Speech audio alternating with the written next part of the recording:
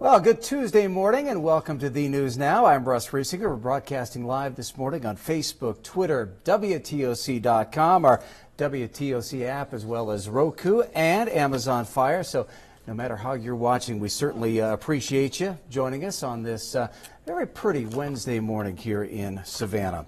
Well, we want to start out with the latest on what is just a horrible situation in Central America, in the country of Guatemala. I don't know if you've been aware of this, but a volcano erupted there over the weekend. Dozens are now confirmed dead, but the death toll could go much, much higher. Now, the Fuego volcano roared back to life over the weekend.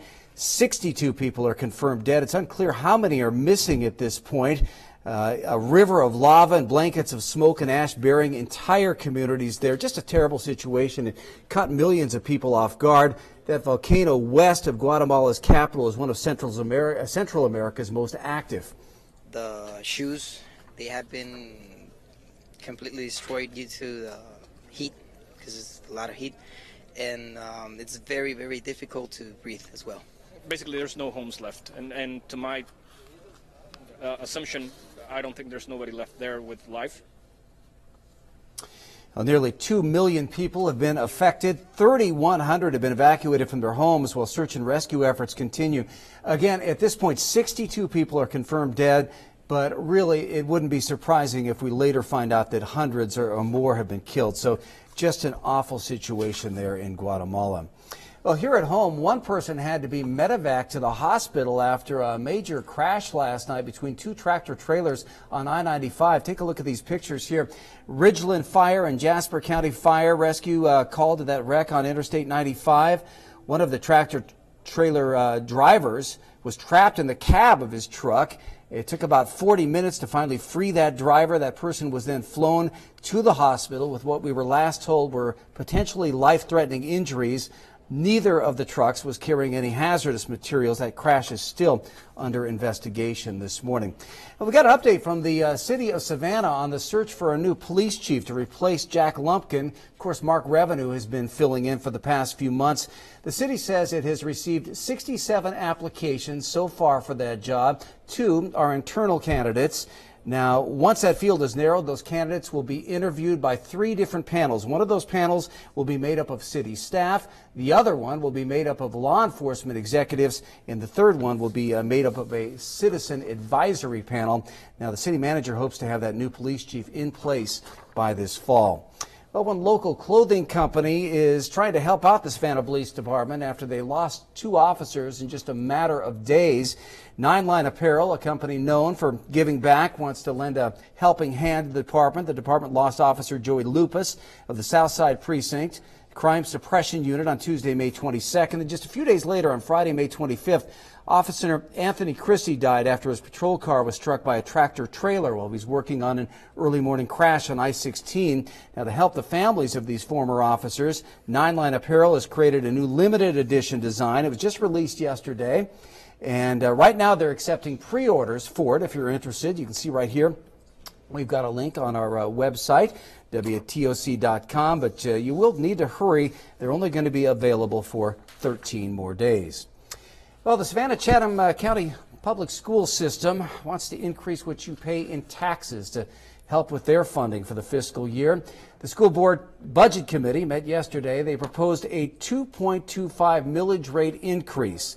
Now, that is up from a 1.2 increase that board members proposed just last week. So if you're a homeowner in the county, you can expect to pay more in taxes. If you live in the city, of course, you'll pay more as well. Plus, you're going to get with that new fire fee on top of that. Now, some of that money will help the school system pay for that fire fee, but the biggest portion of that money will pay for retirement and benefit rate increases for teachers. The board will tentatively vote on that budget tomorrow and hopes to approve a final version on June 20th. Philadelphia Eagles have been disinvited from a trip to the White House. The Eagles were supposed to be there this afternoon to celebrate their big Super Bowl victory. But on Monday evening, President Trump issued a statement saying they were no longer welcome. The president said it was because NFL players don't stand for the national anthem. That may be true for some players, but not for the Eagles. All of the Eagles stood during the national anthem last season. However, several had said publicly that they had no interest in going to meet with the president, and that he, the president, had changed the narrative about why the players took a knee in the very first place.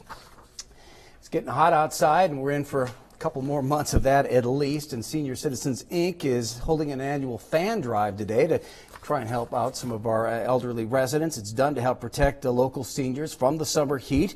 To qualify for a fan, seniors must be 65 years or older and have a low income. Now, fans can be picked up at the SCI headquarters Monday through Friday from 8:30 to 5 there on Bull Street. And if you would like to donate a new fan, you can go there, purchase it, take it to the SCI headquarters. Those fans will be given out through the end of July. Fortunately, as we take a look outside, beautiful shot there of the Savannah Riverfront. It's going to be a little less humid today.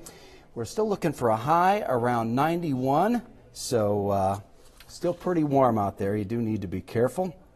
And we'll have an update on the weather coming up at 11 o'clock here on The News Now. I want to say hi to some of our friends here. My buddy Peter Engstrom watching all the way from Sweden this morning. That's pretty cool. We met on a trip to Japan last year. Olivia tuning in from Lyons, Georgia this morning. Got a hi from Patty Morales in Uvalde. Hi, Patty. How you doing? Ashley Jones joining us from Statesboro this morning.